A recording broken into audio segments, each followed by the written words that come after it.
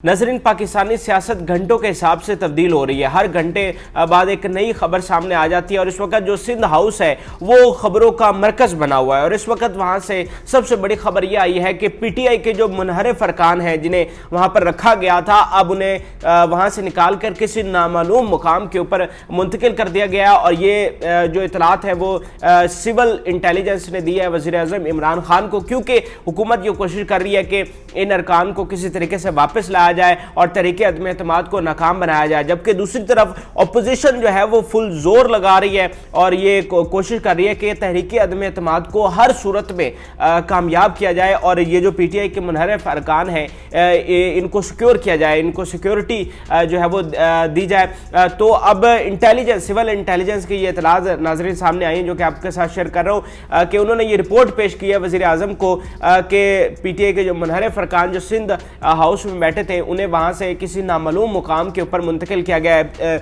मुबैना तौर पर यह कहा जा रहा है कि उन्हें सिंध में मुंतकिल किया गया और मोरो का इलाका है सिंध में, वहां पर इन अरकान को मुंतकिल किया गया। लेकिन इंटेलिजेंस इदारों ने वज़ीर आज़म को यह कहा है कि हम इस बारे में कन्फर्म नहीं है, हम इसके ऊपर मजीद तहकीकात कर रहे हैं और पता लगा रहे हैं कि असल में इन अरकान को कहाँ पर रखा गया है। इंटेलिजेंस इदारों ने यह भी रिपोर्ट दी है वज़ीर आज़म को कि मुँह अंधेरे जो है इन्हें सिंध हाउस से निकाला गया मुख्तलिफ गाड़ियों में और बड़े तरीके के साथ वो वहाँ से निकले ताकि किसी को पता ना चले कि ये अरकान जो है यहाँ से निकल चुके हैं और फिर कहाँ पर इनको मुंतकिल किया गया है। तो सिविल इंटेलिजेंस इदारों ने ये इन्फॉर्मेशन दी है इमरान खान को। अब आप सोच रहे होंगे कि इन अरकान को वहाँ से निकाला क्यों गया। देखें, अब इनके सामने आने की भी एक वजह है, पहले आप वो समझ लें फिर आपको ये भी समझ आ जाएगी कि इन्हें यहाँ से क्यों निकाला गया है।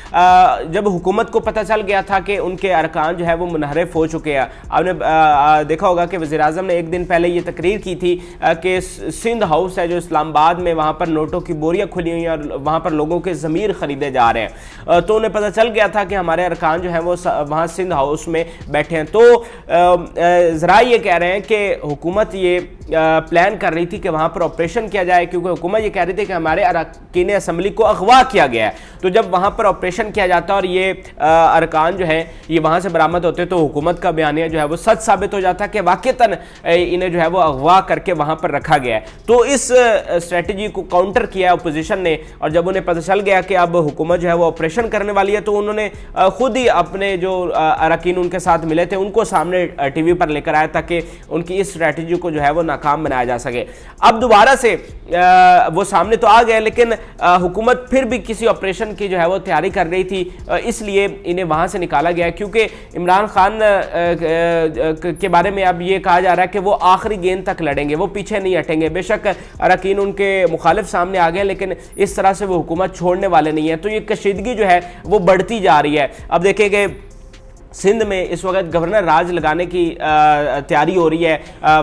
वज़ीर दाखिला ने ये समरी तैयार किया और कहा जा रहा है कि आज उसको पेश भी किया जाएगा और वज़ीर आज़म ने भी उससे इनकार नहीं किया, बल्कि ये कहा है कि हम इसके ऊपर मज़ीद देखेंगे, सोचेंगे। तो उनके जहन में ये चल रहा है कि सिंध में गवर्नर राज लगाया जाए। फिर दूसरी जानब जो स्पीकर असम्बली है, स्पीकर कौमी असम्बली असद कैसर, उन्होंने ये कहा है कि ये मेरी सवाबदीद है कि मैं इजलास बुलाऊँ और फिर चाहे जितने दिन के लिए मुलतवी कर दूं।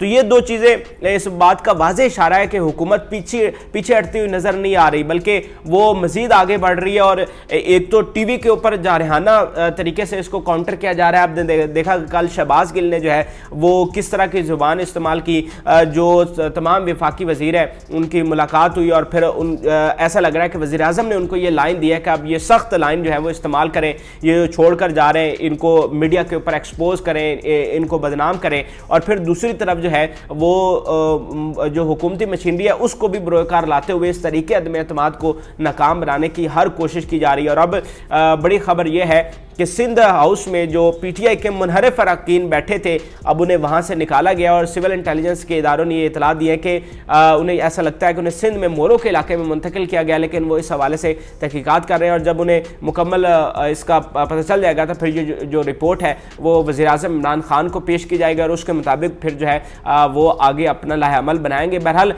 एक बहुत ही गंभीर सूरत हाल है, एक नाजुक दहाने के ऊपर पाकिस्तान की सियासत खड़ी और आगे तसादुम होता हुआ नजर आ रहा है। अगर इमरान खान जो है वो अपना जलसा करते हैं और अपोजिशन भी अपना जलसा करते हैं, तो डी चौक में उस वक्त क्या सूरत हाल होगी। शाहराह दस्तूर पर इतनी बड़ी तादाद में जब लोग जमा होंगे तो फिर क्या होगा। अब दूसरी तरफ कुछ लोग ये भी कह रहे हैं कि राय दे रहे हैं कि इमरान खान को इस्तीफ़ा देकर जो है वो इलेक्शन की तरफ चले जाना चाहिए। लोग ये कह रहे हैं कि इमरान खान कभी भी अपोजिशन में नहीं बैठेंगे, कि अगर उन्हें ये पता चल जाता है कि तरीक़े अदम-ए-एतमाद जो है वो हर सूरत कामयाब होगी तो इमरान खान अभी वो असम्बलियत तो तहलील नहीं कर सकते क्योंकि तहरीक अदम-ए-एतमाद जो है वो जमा है। तो इस सूरत में वज़ीर-ए-आज़म असम्बलियत तहलील नहीं कर सकते लेकिन इस्तीफ़ा दे सकते हैं। तो ये मेरे ख्याल से इमरान खान के लिए आखिरी ऑप्शन होगा। इससे पहले वो कोशिश करेंगे कि हर सूरत में तहरीक अदम-ए-एतमाद को नाकाम बनाया जाए। अब शेख रशीद ने जैसे अभी उन्होंने बयान जारी किया कि जो बिकने वाले अरकान हैं अगर वो वापस आ जाएँ तो उन्हें कुछ नहीं कहा जाएगा।